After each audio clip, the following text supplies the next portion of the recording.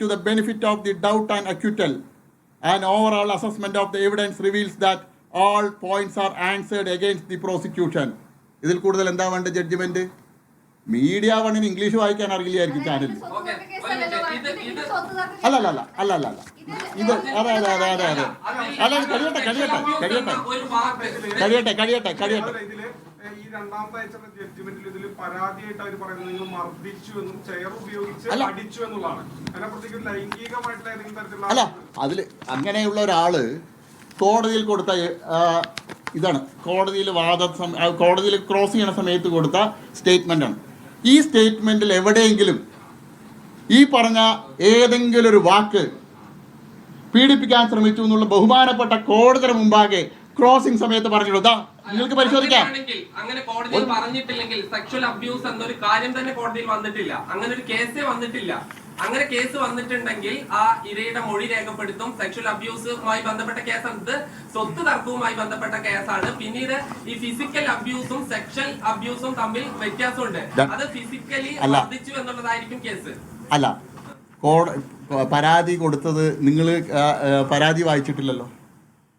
നിങ്ങൾ പഠിക്കുക, കേസിനെ കുറിച്ച് പഠിക്കുക. രണ്ട് കേസുണ്ട്. രണ്ട് ജഡ്ജ്മെന്റാ. ഒന്ന് 2000 അല്ല, അവർ കൊടുത്ത പരാതിയെ സംബന്ധിച്ച് പോലീസിൽ കൊടുത്ത പരാതി, പോലീസ് FIR ഇട്ടു. 700 അതാണല്ലോ പോലീസ്. അതെയല്ലോ നിങ്ങൾ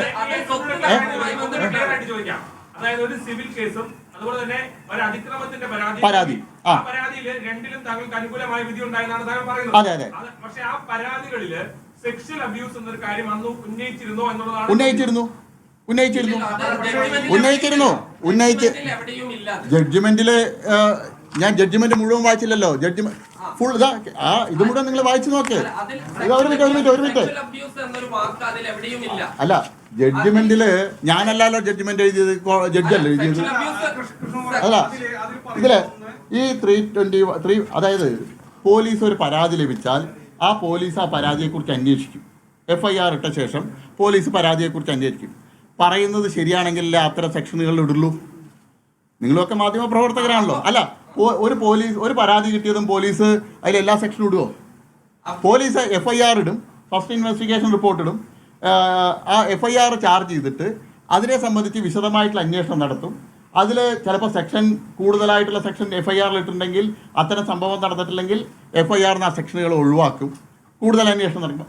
സെക്ഷൻ കുറവാണെങ്കിൽ പോലീസ് കൂടുതൽ സെക്ഷനുകൾ ആഡ് ചെയ്യും. അതാണല്ലോ പതിവ്. ഈ കേസിലും ഈ പോലീസ് സ്റ്റേഷനിൽ കൊടുത്ത പരാതിയിൽ ഇതെല്ലാം വ്യക്തമായിട്ട് ഈ പരാതിയിലെല്ലാം ഉണ്ട്.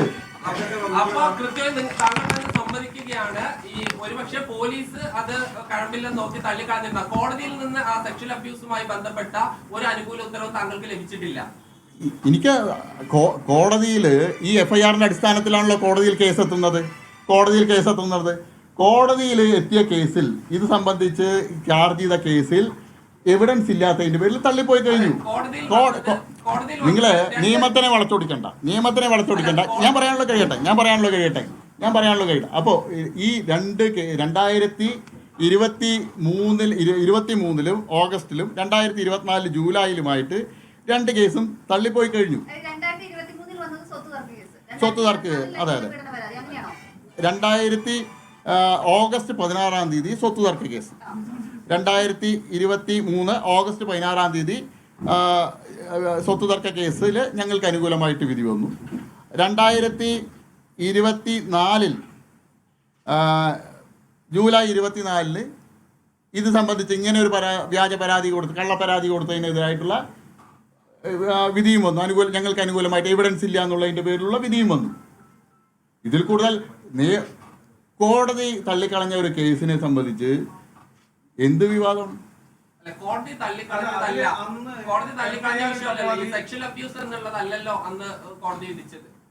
നിങ്ങൾ വളച്ചൊടിക്കണ്ട. ഒരാൾ പരാതി കൊടുത്തു, നിങ്ങളൊരു പോലീസ് സ്റ്റേഷനിൽ പോയി പരാതി കൊടുത്താൽ പോലീസ് ആദ്യം FIR ഇടും. FIR ഇട്ട് പോലീസിൻ്റെ രണ്ടാമതൊരു അന്വേഷണം നടത്തും. അറിയാലോ അല്ലേ? അന്വേഷണം നടത്തും. ആ അന്വേഷണത്തിൽ നിങ്ങൾ കൊടുത്ത പരാതി കള്ളപ്പരാതിയാണെങ്കിൽ പോലീസ് പ്രൊസീഡ് ചെയ്യില്ല. പിന്നെ കോടതിയിൽ നിന്ന് അനുകൂല വിധി ലഭിച്ചു ഈ പരാതിയിൽ നിന്ന് താങ്കൾ എന്താ അത് പറയുന്നത്? ഈ പരാതിയുടെ മുകളിലാണല്ലോ കേസ് FIR ഇട്ടത്. അത് സ്വത്ത് തർക്കവും അല്ല ഈ കേസ് 2023 ഓഗസ്റ്റ് 16 സ്വത്ത് തർക്ക കേസും 2024 ജൂലൈ അതെ. വേറെ കേസുമാണ്. Case number 225/2015 crime number under section 244 IPC ഇതാണ് crime number under section 341, 323, 324, 334 IPC ഇതൊക്കെ ചാർജ് ചെയ്തിട്ടാണല്ലോ കേസ്.